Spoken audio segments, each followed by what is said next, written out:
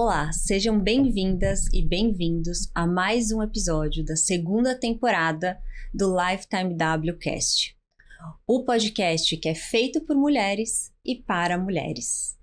Nessa segunda temporada, nós estamos abordando temas que muitas vezes são mitos para o universo feminino ou que não são correlacionados a esse universo. E hoje nós vamos desmistificar o mundo feminino nas organizações. Antes de tudo, só vamos acompanhar aqui um vídeo sobre quem é a Lifetime W.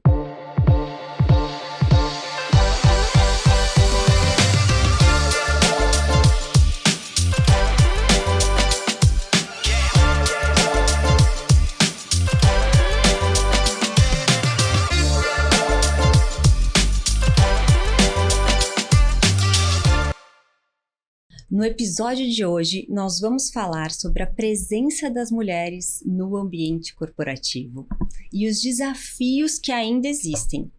E a nossa convidada mais do que especial é a Beatriz Nóbrega. Seja muito Bia, bem-vinda. Muito bem-vinda, é um prazer ter você aqui conosco. Enorme.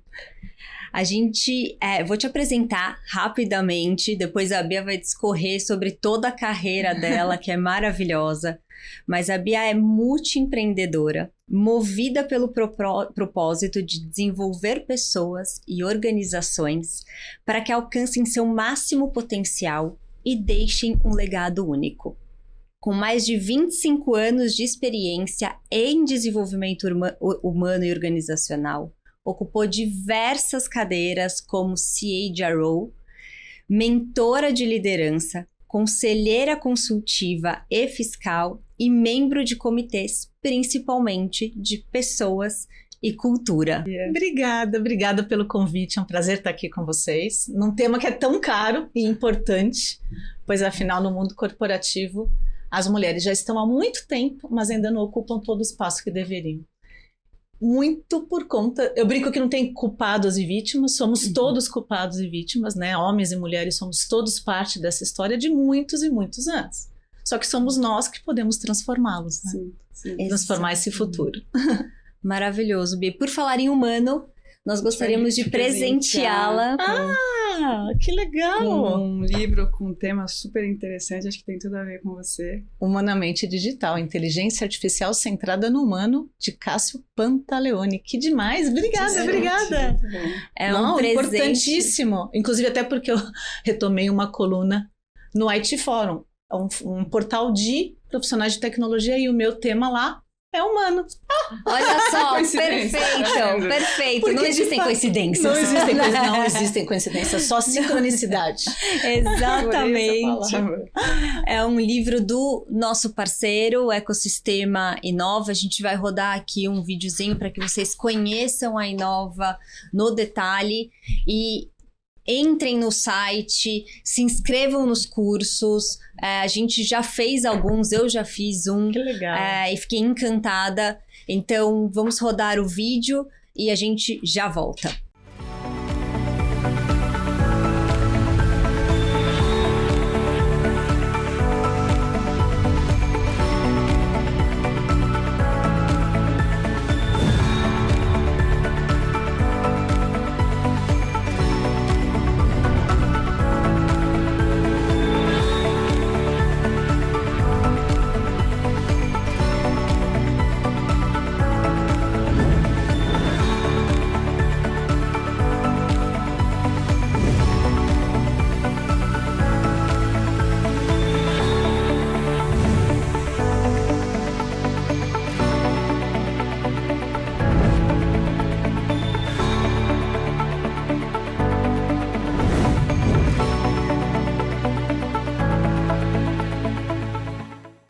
Vamos lá, Bia. Todo mundo tá doido para te conhecer.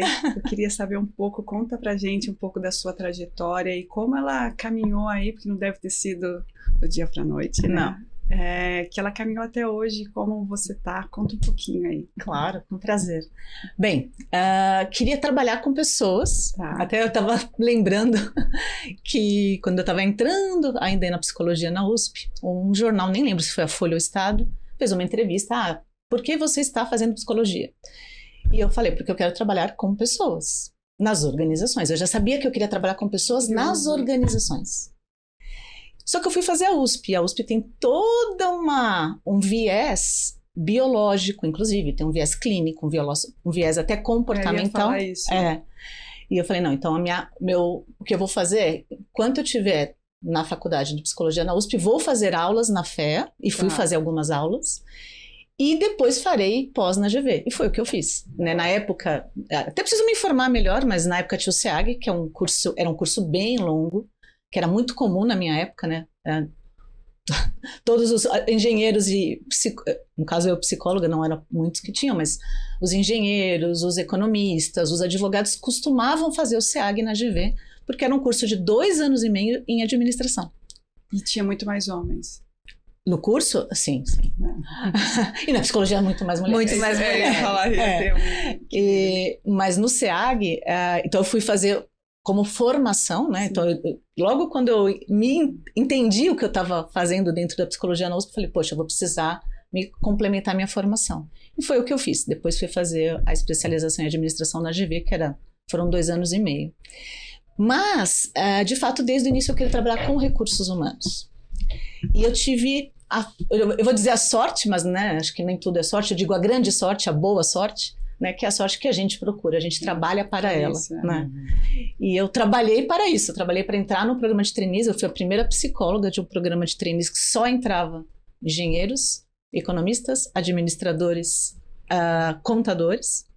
Advogados já entrava um pouco, mas também não era muito comum, e eu fui a primeira psicóloga a entrar.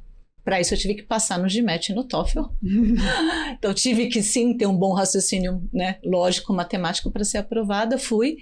E aí a minha carreira, de fato, em recursos humanos, foi sempre não pelo lado apenas humano, mas também pelo lado do negócio. Né? Então desde o início eu entendi que para fazer uma área de recursos humanos que agregasse de fato valor para a organização e não fosse chamada de abraçadora de árvores, eu precisava ter um entendimento claro do negócio. Sim. Então, eu sempre fui uma pessoa que desenvolvi carreira em recursos humanos. Fiquei 8 anos no Itaú, 7 anos no Itaú BBA, depois 1 ano e meio na Pernambucanas durante 2 crises, né, pesadas que a gente teve de varejo em pouco tempo, né, uma crise bem lá, né, 14, 15, 16, naquela época 15, 16, foi uma crise bem... É diferente de agora, né? Sim. Né? O que a gente vai viver esse ano provavelmente é diferente do que vivemos em 15, 16.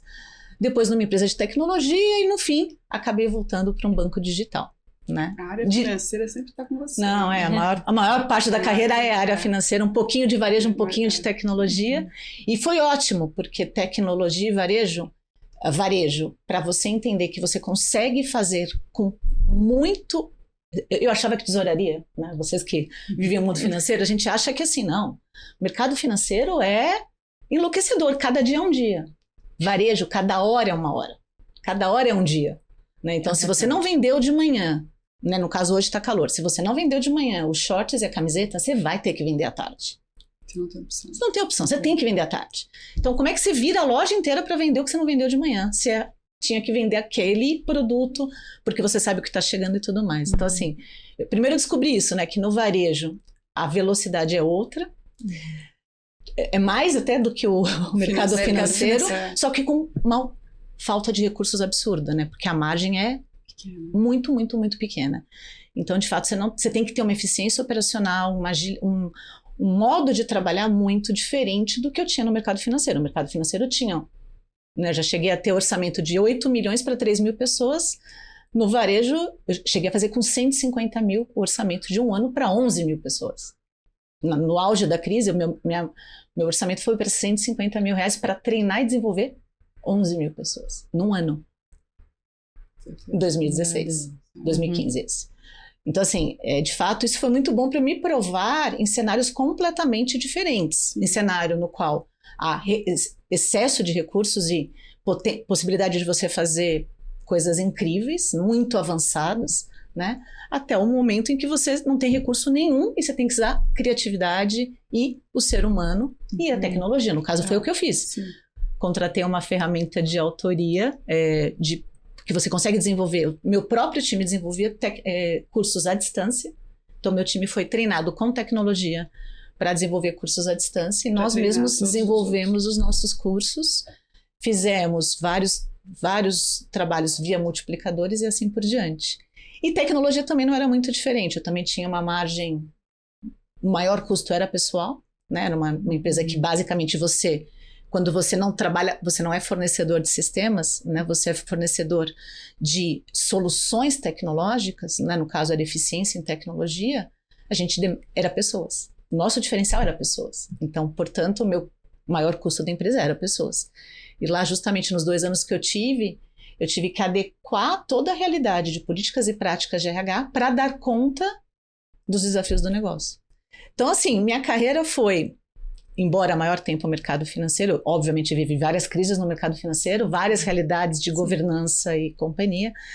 Então, também tive essa diversidade que me permite hoje ser multiempreendedora baseada em mim. Então, eu não tenho lojas, eu não tenho várias empresas, sou eu. Tá. E o que eu vendo, né, o que eu ofereço ao mundo, a minha contribuição como conselheira, como comitente de pessoas e cultura, como CHRO as a Service, que é o futuro do modelo do trabalho, que não é... Eu não sou exclusiva de uma empresa, no momento eu estou em 2, já tive em 4, no momento em 2 empresas, eu sou responsável por RH em 2 empresas. Claro, não concorrentes, de segmentos distintos, uma indústria, outro é um multifamily office. Então, de fato, assim, eu contribuo ainda como executiva, porque eu brinco, né, nos conselhos para não perder o pulso da realidade, né? Então, porque quando você é conselheira mãos para fora, nariz para dentro. Quando você é executiva, as mãos, cabeça, corpo, tudo tá dentro. Tá inteira dentro. Tá inteira dentro. Então, hoje eu estou inteiramente part-time dentro de 2 organizações que me permite sentir a dor.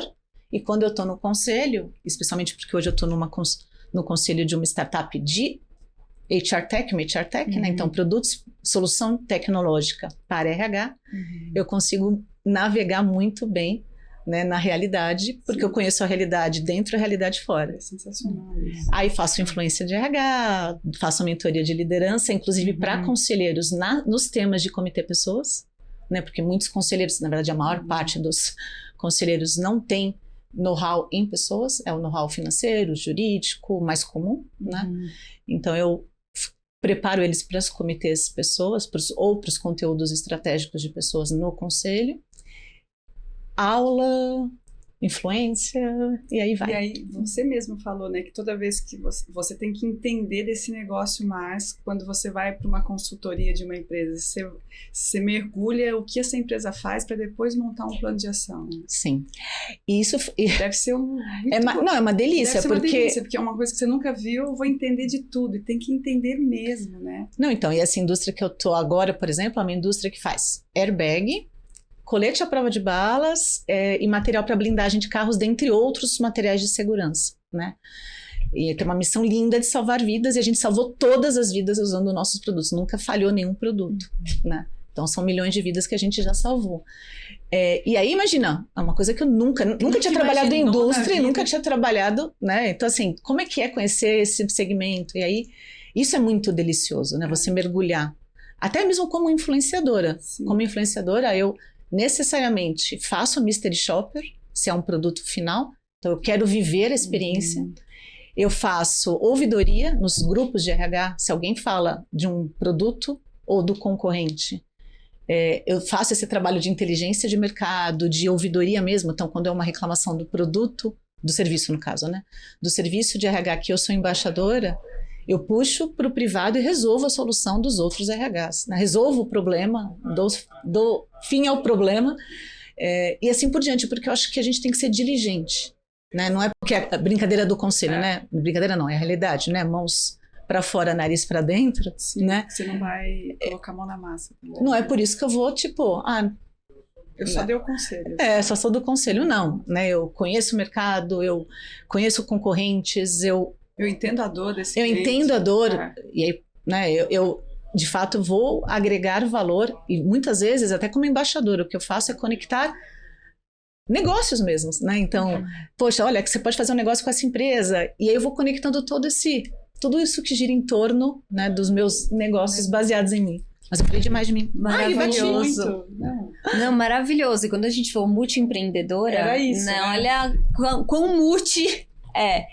E eu tô muito impressionada porque o nosso início de carreira é tão parecido. Eu também sou psicóloga, eu sou formada pela... Eu não lembrava disso. Acho que você nunca me contou. Eu acho que eu nunca contei quando você falou. Mas eu é ela nunca que me contei. trata. Ela que me trata. Então ela tá Tudo bem, aplicando a tudo formação bem. original ainda, Fernanda. É, de uma forma mais informal, né? Porque eu brinco que eu, como psicóloga, sou bem fajuta. Mas comecei minha carreira em RH, fui trainee e também fiz uma formação no INSPER em negócios, porque eu queria ir para organizações, mas migrei para marketing, né? Então mudei completamente. E conta pra gente o que te fez optar para também ter esse olhar para o mundo feminino dentro das organizações, né? Para as mulheres dentro das organizações. Então, é muito interessante, Maíra, esse ponto, porque assim, até 2010, eu vivia a minha vida de boa. Até eu receber um feedback, na verdade, nem foi diretamente a mim. Na avaliação 360 da minha diretora, hoje um atual vice-presidente, na época era diretor executivo, ele fez um comentário, você tem no time uma pessoa cujo comportamento tem que ser revisto, uma crítica bem forte à minha pessoa. E ela pediu para eu ler a avaliação, ela não lembrava desse comentário. Quando eu li, eu falei assim, foi de propósito que você pediu para eu ler? Porque você só tem 3 diretos, sendo que só uma é mulher. Então, sou eu a pessoa, né? Ele não falou meu nome, mas está claro que sou eu a pessoa que ele está criticando. Ela falou, nossa, né? E foi ali que eu falei, peraí, tô fazendo alguma coisa errada. Por quê? Porque eu era um homem dentro de um corpo feminino. Então, eu me vestia de terninho, eu tinha um batom, pelo menos tinha um batom, não usava maquiagem, mas usava batom na época, e sapato era alto, mas era um terninho e camisa todos os dias, e um comportamento muito agressivo mesmo, tá? Agressivo mesmo. E foi aquele feedback que me acordou para isso. Então eu entrei num processo de busca do meu feminino, entrei num processo de busca de autoconhecimento muito mais aprofundado do que até então eu tinha, né? Embora seja psicóloga de formação. Eu tinha abandonado minha terapeuta uns anos antes, eu estava no automático da vida, né? E estava super bem, super resultado, super remuneração, estava tudo indo bem, né? Eu não tinha percepção do que não estava indo bem. E foi a partir daí que eu fui atrás do meu feminino. Foi a partir daí que eu comecei a entender um pouco de mim. Então, só que isso foi até 2014. Em 2014 é que eu, de fato, comecei a trabalhar para as outras mulheres. Nesse processo, meu processo demorou muito para eu acordar que era uma questão muito maior e mais sistêmica. Que não era só sobre mim, era sobre nós. Sim. Né? E o que acontece? O meu trabalho voluntário antes do meu filho nascer, antes de 2006, ele era totalmente focado em crianças e adolescentes. Só que depois que meu filho nasceu, eu não conseguia mais voltar para o voluntariado. Porque eu estava lá com as crianças e adolescentes e ficava pensando, poxa, meu filho lá em casa está com todos os privilégios do universo. E essas crianças não têm não tem 1/10 do que ele tem. Então eu ficava pirada no trabalho voluntário. E aí que foi em 2014 que eu comecei a fazer trabalho voluntário com mulheres. Primeiro eu comecei com empreendedoras. E aí minha primeira empreendedora era e eu fui lá fui na favela conhecer o empreendimento dela. Ela falou, olha, você tem certeza que você quer ir lá? Eu falei, não, tenho certeza que eu quero. E ela falou, mas você não... Porque ela falava, é um salão de beleza. Aí eu falei, tá bom, eu vou. Não, mas é que você não tá entendendo. Eu falei, não, eu vou. Ela me deu todas as diretrizes para eu chegar lá em segurança. Cheguei, era literalmente 1,5 m por 1,5 m. O salão de beleza inteiro. Então ela tinha o lavatório, ela tinha tudo. Espelho, a cabine, a cadeira. Era 1,5 m por 1,5 m. Então, ou seja, eu nem cabia lá porque eu passei a manhã inteira com ela, enquanto ela atendia as clientes, fui fazendo as perguntas para as clientes e tal, para entender o negócio dela. Então esse foi meu primeiro trabalho voluntário com mulheres. Então eu comecei primeiro com mulheres, né, de empreendedoras, em condições muito adversas das que nós conhecemos. Sim. E depois é que eu fui trabalhar individualmente com as mulheres via mentoria. Né? Então, estou desde 2020 no IVG, Instituto Vascello Goldoni. Nós já fizemos mentoria gratuita para mais de 8.000 mulheres. Desde o ano passado, a gente faz mentorias também para diretoras de RH, que é o Delas para Elas. E também agora começamos o 50+, que aí é para homens e mulheres. É a primeira turma que tá no ar. E nós estamos na segunda turma para diretoras e VPs de RH. Então, assim, foi de 2014 para cá é que eu comecei a trabalhar de fato com as mulheres. E de fato entender que, assim, não é só no mundo corporativo, mas também no empreendedorismo, que as mulheres têm muitas barreiras e desafios para superar. E foi aí que eu comecei a me envolver com o tema. Em 2018, fui fazer uma formação para conselho bem profunda, uma pós-graduação, um pós-MBA na Sampo, para mulheres conselheiras, a turma é só de mulheres. Então, foi minha primeira experiência de estudar só com mulheres. E desde então, já fui acho que 4 vezes, né? Foi Berlim, China, Dubai. China não foi só mulheres, foi mulheres e homens. Dubai foi, não, Dubai tira da fila. China, Dinamarca, Israel e Berlim, com elas estudar. Então, os alumni, né, as ex-alunas podem continuar nos cursos internacionais depois nos outros anos. Então, essa também é uma meta. Não todo ano, mas a cada 2 anos, pelo menos, continuar estudando só com mulheres. No caso, a China teve homens também, não foi só para alumni desse curso. Mas, então esse tema eu continuo vivendo ele, continuo estudando. E foi lá em 18 que eu acordei e fiz até um vídeo na época que até viralizou. Não viralizou via YouTube, viralizou via outras mídias. Na época, em 2018, que eu trazia os dados. Por que eu falava assim, no Dia da Mulher, né? Porque a gente precisa diferenciar para igualar. Porque as pessoas muitas vezes falam, eu mesma falava, tá? Vou ser sincera aqui. Sim. Eu falava, pô, mas pra que 8 de março? Eu mesma falava lá antes de 2010. Todo dia é nosso dia. Não, então, mas mais do que isso, assim, tipo, né, os homens brincam, mas por que tem o Dia da Mulher? Depois tem o Dia do Homem, né? Até tem o Dia do Homem, mas né, não dão o mesmo... A gente nem sabia que tem, mas tem.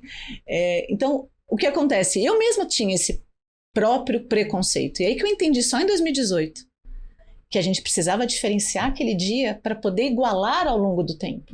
Né? Se a gente quer reduzir 135 anos, se eu não me engano, a última medida é 135 anos global para reduzir a desigualdade, se a gente quer reduzir esse número, como é que a gente não vai fazer diferente para poder igualar? Como a gente não vai pôr luz no tema, que é o que vocês estão fazendo aqui, pondo luz no tema. E acho que eu tô...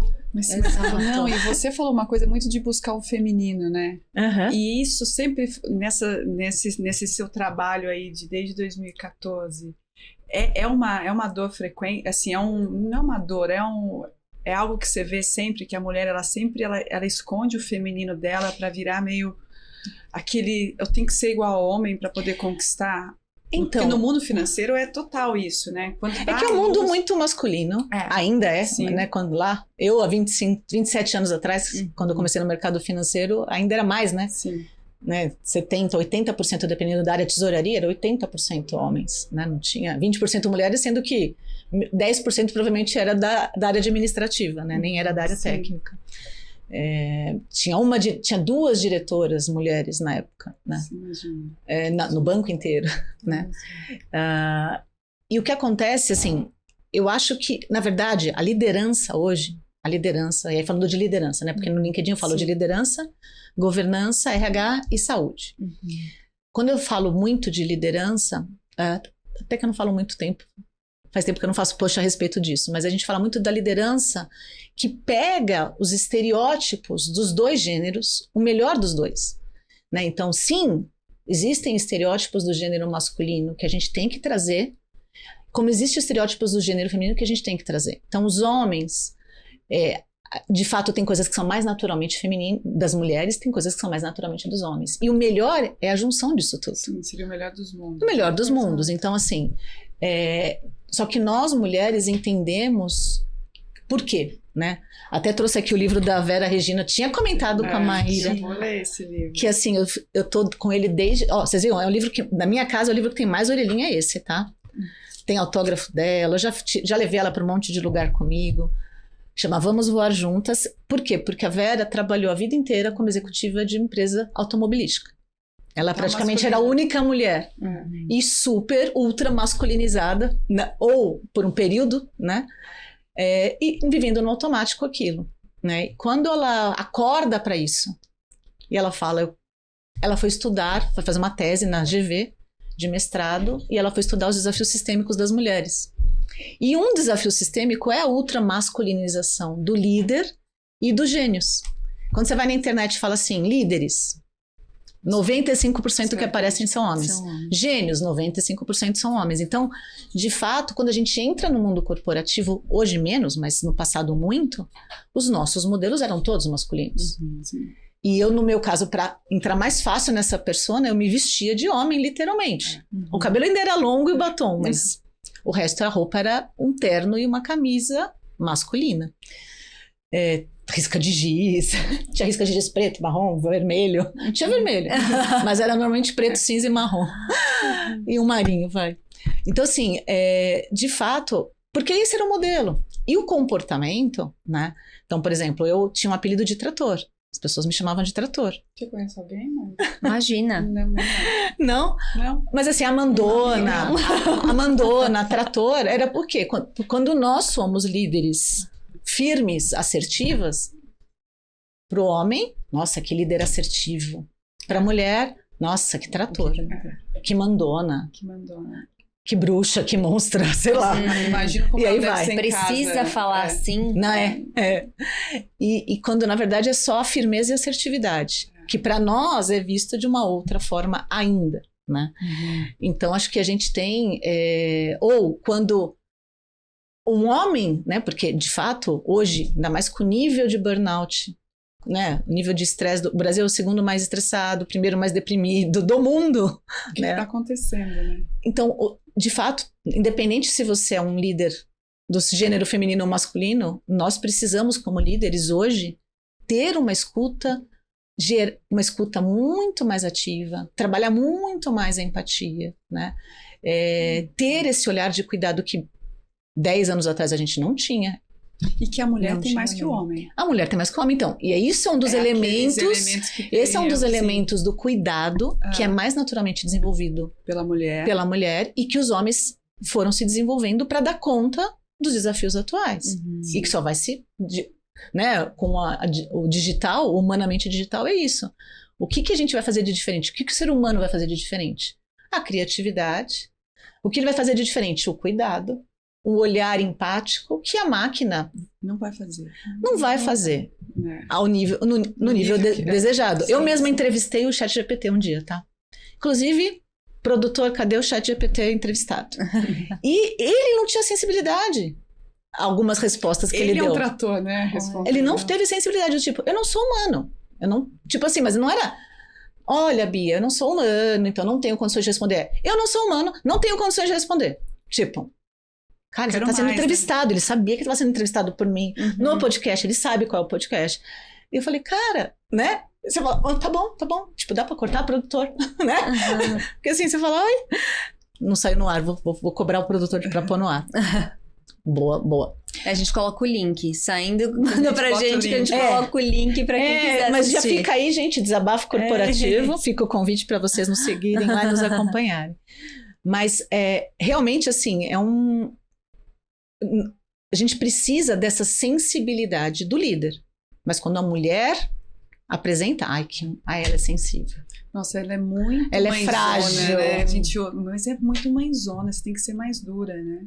Então, e aí se você é dura... Se é muito duro, você é um trator. Você é um trator. Então, esse porque... desequilíbrio para quem está na liderança... muito difícil. Você se cobra muito para buscar isso, né? É muito difícil. Ou, por exemplo, homem, você não diz assim, que sortudo. Não. Você vê as pessoas que fizeram carreiras brilhantes, você não fala, como ele foi sortudo. Agora, para a mulher, sempre é sortuda. Nossa, ela teve muita sorte de estar naquele trabalho, com a pessoa certa. O lugar certo na hora certa. O ambiente conspirou para ela. Por que não é competência? E por que não é competência e meritocracia? E do homem não se faz isso. Não se questiona. Nunca se diz que ele é sortudo. Nunca. Eu não tenho... Gente, eu tenho 27 anos de RH. Fora o período de estágio, né? Então vai, sei lá, 30 anos de RH. Sim. Somando estágio. Nunca eu vi um homem sortudo. Nunca. Mulher, 100% das vezes. Quando vai comentar sobre a carreira de uma mulher. Quando se comenta sobre uma carreira de mulher, tem a sorte como variável. Por isso que eu falo, a boa sorte, que é aquela que a gente busca. Exato. Eu tenho uma frase sobre sorte e que eu não vou saber o autor para dar os créditos, porque não é minha. É que sorte é quando talento encontra oportunidade. Em talento a gente investe, oportunidade a gente cria. Então, É isso aí. Final, é isso aí. está muito nas nossas mãos. É isso aí. Né? E você já trouxe, Bia, um dos rótulos, que é o trator. Né? Ou a mãezona. A sortuda, a mãezona. Pra gente começar a quebrar aqui o tema dos tabus, porque a gente vai entrar em vários deles, que outros você destacaria? Que outros rótulos que existem no mercado corporativo e que às vezes as próprias mulheres se auto-intitulam, né? Que você colocaria um holofote para eles? Eu acho que assim, esses três, né? Então, no caso, quando a gente é firme, né? Então, a mandona, a trator, a grossa, né? Grossa. Quando é assertiva, e para o homem é assertivo, e para nós é estes outros adjetivos. A sensível, quando nós somos humanas. Com os homens, nossa, como ele é... o sensível tem uma conotação diferente, porque o nosso homem, né? Ela é frágil. Ela é fraca, né? Ela é fraca. Ela... Claro que a vulnerabilidade, graças, né? A Brené Brown. Brené Brown. Já ia falar outra autora, por isso que deu um branco. Graças a Brené Brown, óbvio que a gente trouxe a vulnerabilidade como uma fortaleza, mas ainda assim, a vulnerabilidade, ela ainda tem, dentro dos ambientes corporativos, ainda muito a avançar, né? Então, como ela é frágil, vulnerável, e o sensível é diferente do homem, que é humano, né? Nós somos sensíveis demais. Aí vem o demais, né? Para complementar. A questão da sortuda a gente já falou, mas tem aquelas outras coisas todas que Freud, infelizmente, as pessoas trazem Freud para o mundo corporativo. Mulher, você sabe, é histérica, bipolar. E ainda existe o momento da mulher, né? A líder tem a parte de climatéria, a saúde da mulher é colocada em jogo aí. Se não, ela tá naqueles dias. Na maternidade. Dias, tem a maternidade, tem o climatério, a santa menopausa, né? A santa menopausa. Não, assim, tá naqueles dias. Então, todas as questões, eventualmente pode até ser real, né? Sim. Mas questões biológicas são trazidas como, e muitas vezes, né, todas as questões psicológicas, né, e físicas trazem como fraqueza, né? E colocam isso como uma classificação, como um rótulo para a mulher. Quando os homens não têm rótulo. Quais rótulos a gente conhece dos homens? Só positivos. Exato. Forte. O competitivo com o homem é bom. Competitiva com a mulher é ruim. Não é bom. Mulheres competitivas. Ambicioso para o homem é positivo, ambiciosa para a mulher é negativo, né? Então acho que ainda são muitos os rótulos, essas formas que menosprezam a mulher e menosprezam o seu valor ainda. Claro que isso reduziu muito nos últimos anos. Né, graças a todo o movimento que todas as consultorias, todos os órgãos também não governamentais e governamentais provam com pesquisas no mundo inteiro o quanto a gente perde de PIB por não termos mais mulheres na liderança pública e privada, né? Então, assim, o mundo inteiro sabe que quanto mais trouxermos mulheres para tomada de decisão, melhor será o mundo para todos. Isso tem todas as consultorias e pesquisas comprovam. Então, claro que quando isso, de 15 anos para cá, vem mais à tona, as pessoas, claro, vão mudando. Isso reduziu muito, né? Acho que quem está há mais tempo sabe que foi muito pior. Hoje é infinitamente mais leve, né? Quem está chegando no mundo corporativo fala assim, você tá brincando? Sério que era assim? Sério? Que é pior que isso? Tipo assim, isso já é um horror. Até pra gente falar muito do W, né? Mas esse bate-papo, esses encontros, essa voz sua, antigamente não existia isso para poder dar o insight na mulher. Poxa, eu preciso mudar. A gente não tinha isso, a gente não via isso, né? Não, e o que eu acho muito legal é que, por exemplo, né, agora em março e outubro, eu faço muitas palestras voltado para o mundo feminino. E é muito engraçado como foi crescendo o número de homens que querem participar. E é muito interessante porque eles participam justamente para quê? Para empoderar suas mulheres e principalmente suas filhas. Porque eles falam assim, eu quero que minha filha tenha uma realidade diferente da que você viveu. E ele vai lá na palestra para compreender os desafios que nós, mulheres, vivemos, e eles não têm nem ideia. Às vezes a gente fica aqui... Por isso que eu brinco que não tem vítima e nem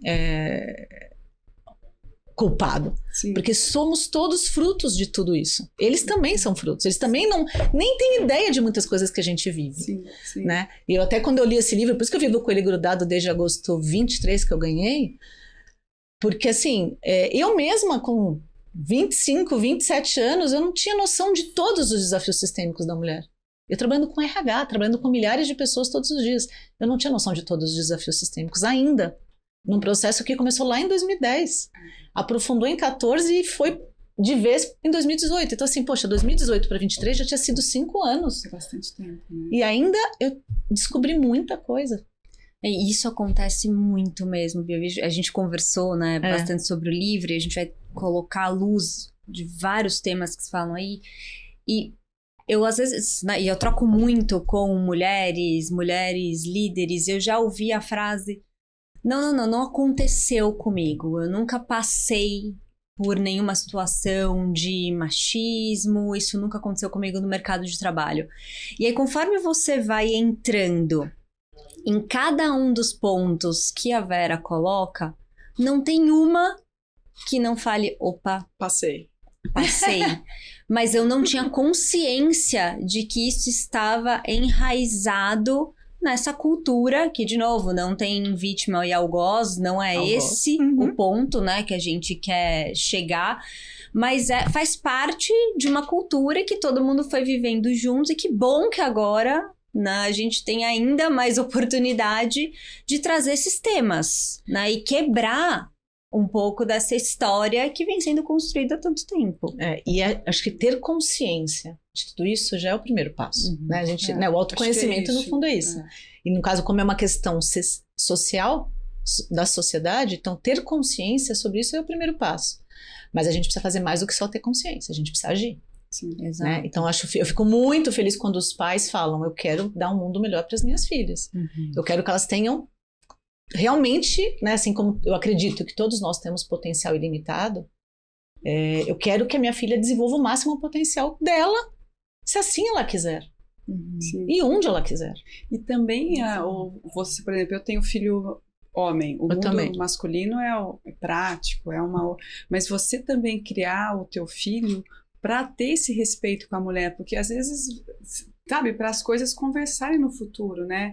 Não tem mais ele vê uma mãe trabalhadora que busca, mas ele entender isso tudo, né? Não como uma coisa, minha mãe é uma super mulher, não é isso.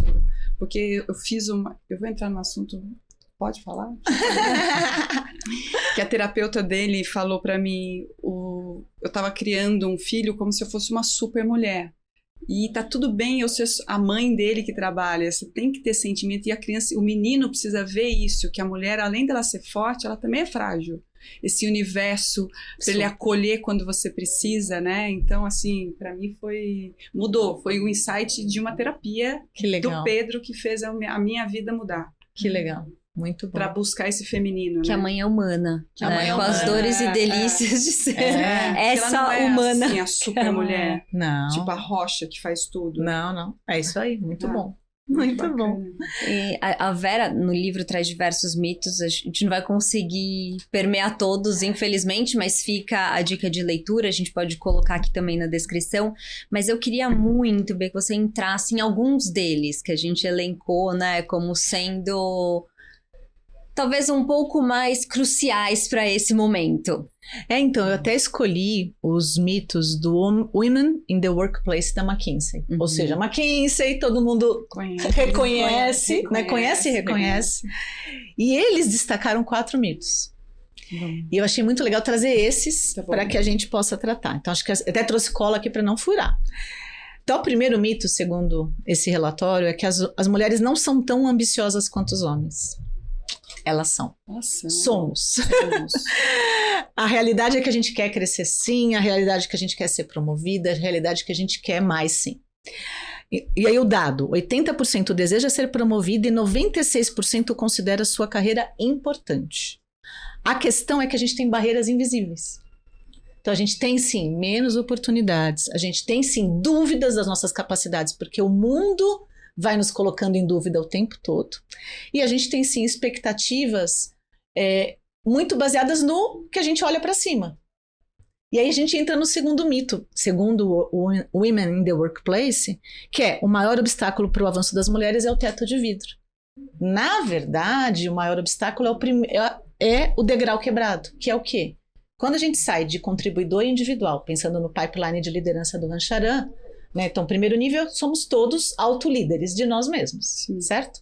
Temos as nossas atividades como analistas e estamos ali responsáveis por aquilo. Quando a gente vai para o primeiro nível de gestão, é o primeiro degrau quebrado. E se o primeiro degrau quebra, ou seja, a gente promove a cada 100 homens apenas 87 mulheres para o primeiro nível de liderança. Se a gente quebra esse degrau em 13%, dali para cima só vai ficando pior. O funil vai ficando... O funil que já é muito afunilado, a gente já começou em desigualdade. Então, o que acontece? Quando a gente olha para cima, falta modelo. Então, as expectativas lá embaixo das mulheres já ficam assim, bem, sobe mais homens, eu não vou ter menos chance, o funil já é apertado, e assim sucessivamente, né? Uhum. Aí tem um terceiro mito também que a McKinsey mapeou, que é microagressões têm impacto insignificante. Não. As microagressões têm um impacto muito significante. Por quê? Porque a gente afeta a nossa autoconfiança e bem-estar. E aí aqui a Vera trata deles todos, um dos desafios são esses. Eu vou ler esse livro, que é o quê? E aí, gente, assim, é desde do primeiro nível da organização até o conselho, tá? Uma conselheira, Ana Zamper, recentemente fez um post no LinkedIn com um dessas microagressões no conselho, que também ocorre muito, né? Então, mansplaining, o que é o mansplaining? Quando você está comentando alguma coisa e aquela reunião não está dando bola para você, aí o seu colega homem comenta o que você já comentou ou explicou, e aí todo mundo entende. Imediatamente todo mundo entende. Ou interrupting, que é o quê? A interrupção desnecessária de uma mulher. Isso com certeza. Todas nós já passamos várias interrupções desnecessárias que os homens não são interrompidos. Ou pouco, ou muito menos. O bropriating, que é o quê? É um homem tomar para si o crédito de uma ideia já expressada por uma mulher. Isso ocorre também entre mulheres, claro, ocorre entre homens, ocorre, mas existe bastante na literatura já mapeado o quanto homens tomam para si essas ideias e se apropriam das ideias de mulheres. E o gaslighting, que é o quê? É aquele comportamento manipulador que leva a mulher a duvidar que a gente está vendo direito as coisas, que a gente está analisando corretamente, que a gente tem bom raciocínio, que a gente tem boa memória. Então, aquele lance manipulador de ficar, tipo, levando... Tipo, bem adolescente, tipo, né? Tipo assim... A gente é levada a desacreditar de nós mesmas. O ambiente vai fazendo com que, assim... A gente vai se colocando em dúvida se você, de fato, tem um argumento forte, se você tem todos os dados, e aí vem aquela história que a gente conhece muito, que, e aí o LinkedIn mapeia, não vou lembrar exatamente os números, mas assim, para uma mulher se candidatar a uma vaga, ela é quase 100% do perfil, o homem a partir de 30 e pouco já se candidata. E a mulher não. Isso é uma pesquisa do LinkedIn, eu não tenho os números aqui, então não vou lembrar os números, mas é muito gritante a diferença.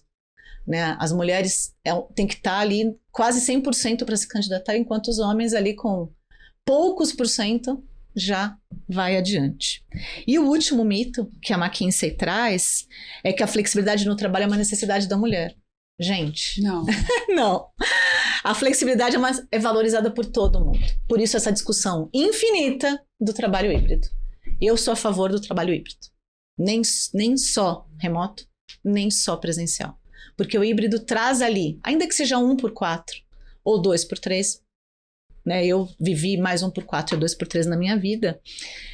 Isso melhora a produtividade, isso melhora o bem-estar, isso dá um respiro ali na semana para você ter 1, 2, 3, 4 horas. Tem gente que se desloca 2 horas de manhã, 2 horas da tarde.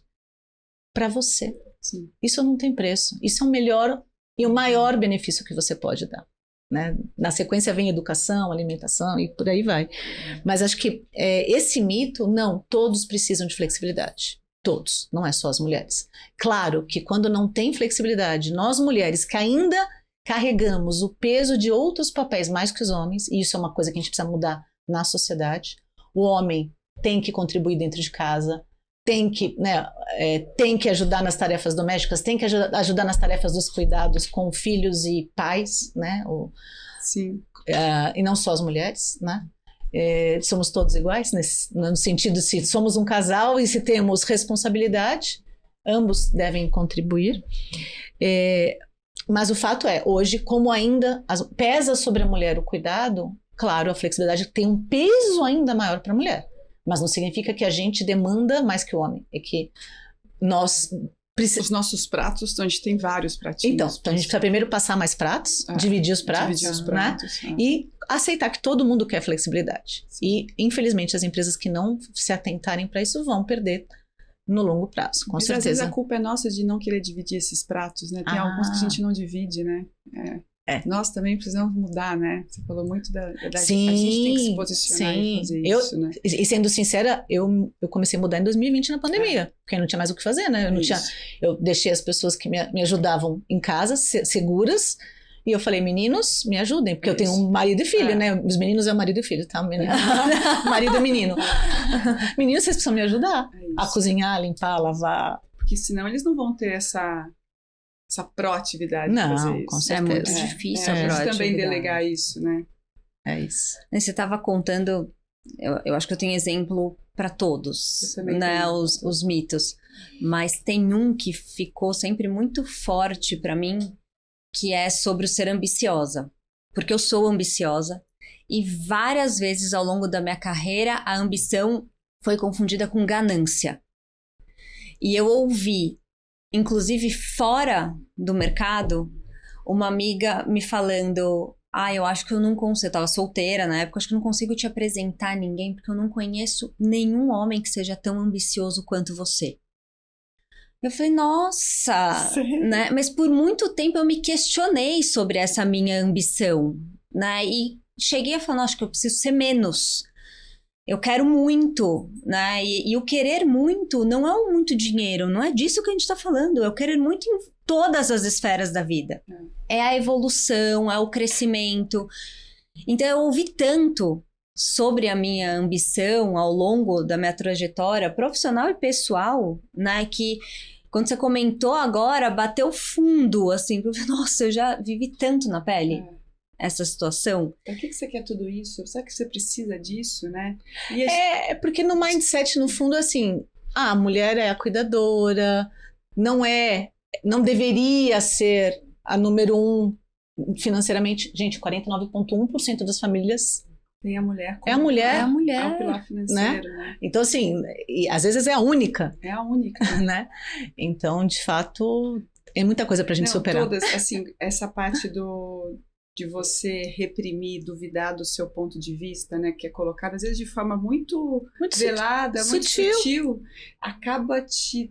você acaba perdendo a confiança em você acaba ficando introspectiva, muitas vezes você até abandona a tua profissão. Sim! Quantas mulheres, mentes brilhantes, que às vezes em algum momento da vida, acho que foi tomando tanto, né, foi sendo agredida tanto, que chegou, acho que isso não é pra mim, não, acho que eu vou ficar em casa, acho que o meu lugar é aqui, é melhor. É isso. Eu trabalho melhor aqui, ou eu sou mais reconhecida como mãe. É isso. O W traz umas informações assim que a gente fala, caramba, que cuidado que a gente tem que ter com essas mulheres, essa escuta ativa, como o homem tem que ter isso também, os líderes, né? Sem dúvida. E assim, né, acho que para a gente mudar isso, é um trabalho de todos. Não é só nosso, a gente vai ser uma luta senão vai ficar parecendo ativismo. E não é ativismo. É isso, né? Não se trata de ativismo. E a gente está falando isso desde o início, né? Igualdade, né? Exato, se trata de respeito humano, para começar, né? E aí tem uma coisa que eu comentei com a Maíra, que ela também reforça, que é o Flip It Test, né? E um primeiro passo importante, né? E numa das empresas eu tinha um gestor, né? O CEO, que era meu chefe, muito, muito, muito, muito machista. todo mundo sabia, a empresa inteira, né? E aí e não bastava a minha colega mulher, porque as duas sofriam. Então eu falei, então a gente vai ter que ter homens como aliados. Então a gente fez um acordo com os homens que tinham filhas mulheres. Então a gente pegou pelo filha, você é pai de menina, você vai ter que me ajudar. E aí a gente combinou mesmo, fez um combinado. Quando acontecer essa situação, você é que vai ter que agir. Porque não basta ela agir comigo ou eu agir com ela.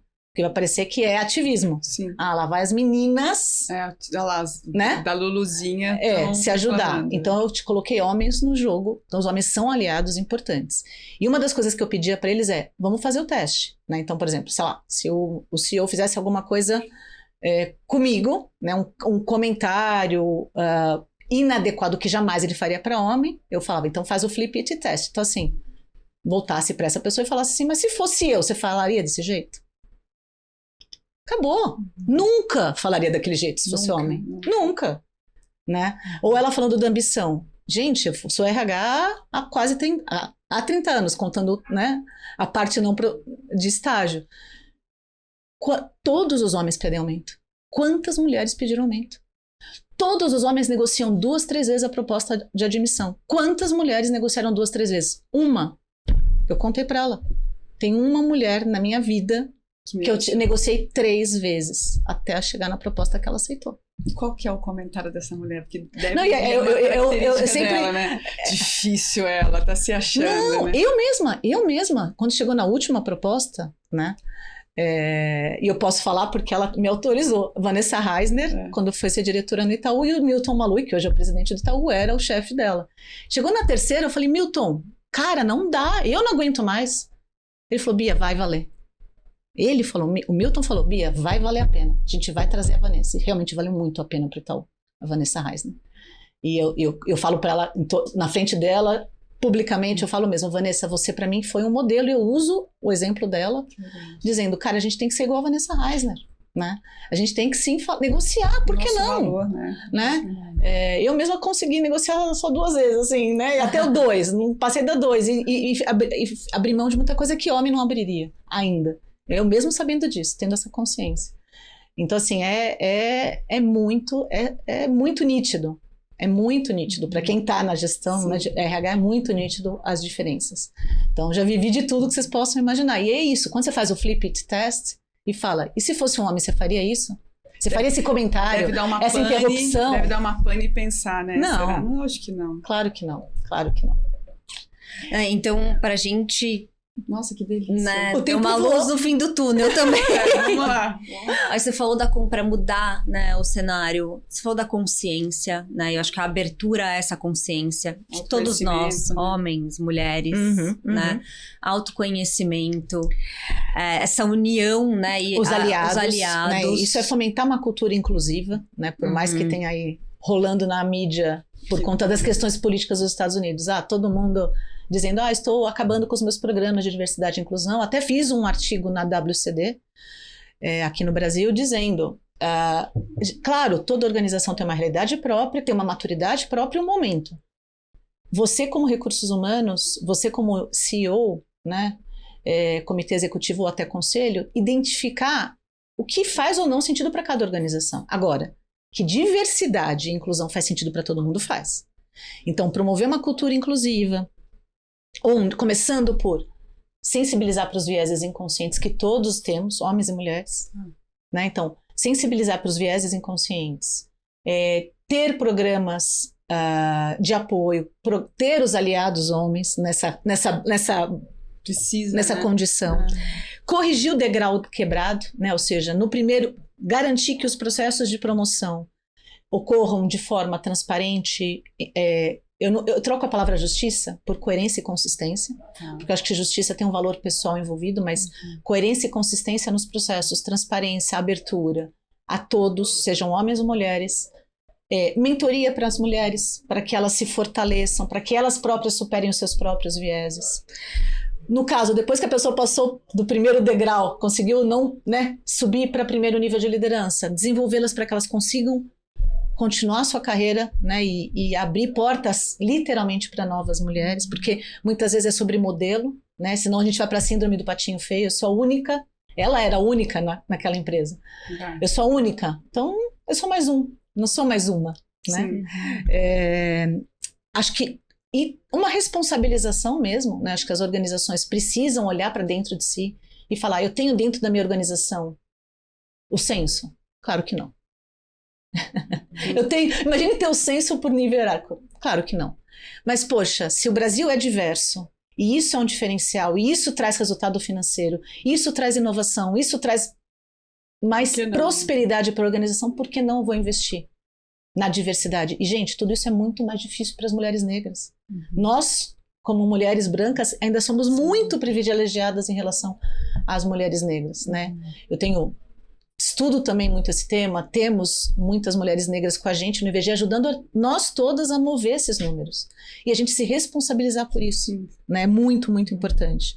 Então, acho que é isso, acho que a gente tem que ter este compromisso, todos nós, em fazermos diferença nas nossas casas, na nossa comunidade e principalmente dentro das organizações, uma vez que o nosso tema são as organizações. E não parar, né? Isso tem que voltar, falar. Não pode. Quando não falar. Vai ser só no mês de março que vamos falar disso? Não, a gente vai ter que ser, isso sempre está sendo promovido, né? É isso aí. Sem dúvida. Ai, a gente já tá chegando no final, vai passar muito rápido, muito, né? Muito. Vamos gravar eu vejo aqui o plaquinho, ai meu Deus. Inclusive, que eu vou estar voando junto com ela. Inclusive, se quiser trazer a Vera, eu ajudo vocês a trazer a Vera. Então vamos, Vera, só que eu vou ler, Vera, e aí eu venho. E aí a gente vem preparada. Porque aí ela vai falar de todos os desafios sistêmicos. Vai ser um baita bate-papo. Demais. 2 horas. Pode? Pode. Vai ter que ser. É muito desafio. É, muito, né? Mas a gente tem sempre 2 perguntas finais. Eu vou fazer a primeira, a Fê faz a segunda. E aquelas encerram aqui o nosso podcast. E a primeira é, dado que a gente, nessa segunda temporada, está falando sobre desmistificação, o que você desmistificou na sua vida? Desmistifiquei. Isso foi bom. O Itaú BBA, é uma empresa muito meritocrática. E foi muito mais do que hoje. E lá a gente não dava valor nenhum para cargo. Então, acho que a primeira coisa que eu desmistifiquei é carreira não é cargo. Carreira não é título. Carreira é o que você deixa de legado, né? E acho que eu desmistifiquei que a carreira é linear. É uma só carreira, né? Hoje eu tenho várias carreiras. E acho que isso é muito legal, né? Acho que o que é sucesso realmente é uma coisa muito individual. Para mim, sucesso não é dinheiro, sucesso não é cargo. Para mim, sucesso é o legado que eu deixo, é as pessoas encontrarem comigo, né, e falarem, nossa, aquela palavra é muito legal, palestra. Às vezes você fala assim, palestra de 1 hora, nossa, é incrível, aquela frase sua mudou minha vida. O que tem de pessoas, eu posto até hoje no Instagram, o pratos, né? Bom dia, boa tarde. Literalmente, eu tiro foto do meu prato 1 ou 2 vezes no dia com bom dia, boa tarde, boa noite. Porque eu não tenho... A verdade era essa, eu não tinha a mínima vontade de fazer nada no Instagram. Eu falei, para não morrer o Instagram, eu vou fazer isso. É 1 segundo, né? Não vai me tomar tempo. Aí meu filho, ai, que coisa idiota. Aí eu parei. Aí as pessoas, Bia, pelo amor de Deus, volta. Bom dia, boa tarde, boa noite. Por causa da comida, porque eu vejo que você tive menopausa aos 39, tô fazendo 50. Sem botox, sem não sei o que, desse jeito, o pessoal fala, tá na cara o motivo, é a comida, é a malhação. Então, o que acontece? Quando as pessoas vão no meu stories e vê que eu tô malhando todo dia, vê que eu tô comendo direito, as pessoas falam, é por isso que ela tem uma energia muito mais do que as pessoas imaginam, que não tem nada a ver, né?